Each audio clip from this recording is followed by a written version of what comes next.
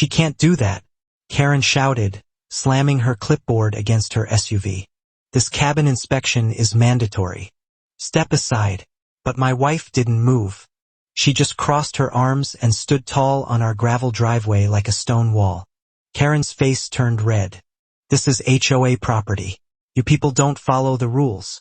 My wife calmly said, you might want to check who owns what before you shout. Karen laughed like it was a joke. Oh, I've checked. I've been running this neighborhood for 12 years, and I don't care who you married. He doesn't have rights here either. That's when I stepped out from the cabin. No yelling, just watching. Karen pointed at me like I was trespassing on my own land. I told you before, you're not allowed to build here, and this inspection is happening today, whether you like it or not. I didn't say anything yet. I just looked at the piece of paper in her hand. It wasn't real. She'd printed it off herself again. The font was wrong. The seal was fake. And she didn't even spell the county name right. My wife tilted her head.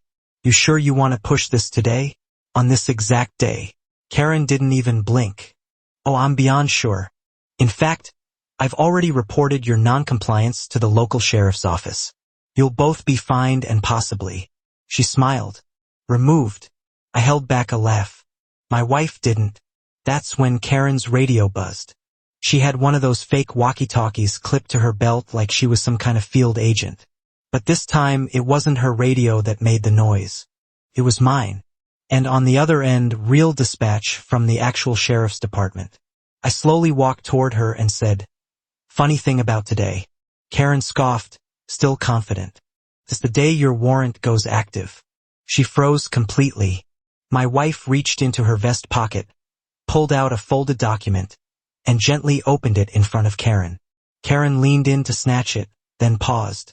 Her face drained. Her name was on it, and right under it the words, warrant for arrest, forgery, trespassing, and false representation.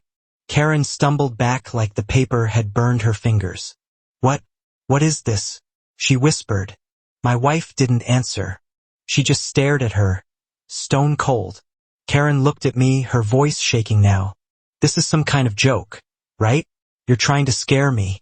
This isn't real. I stepped closer, calm as ever. It's very real. The sheriff signed it himself. You'll recognize the name since you tried to forge his signature last month.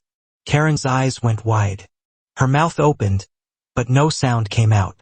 And by the way, my wife added, this land, it's not HOA property.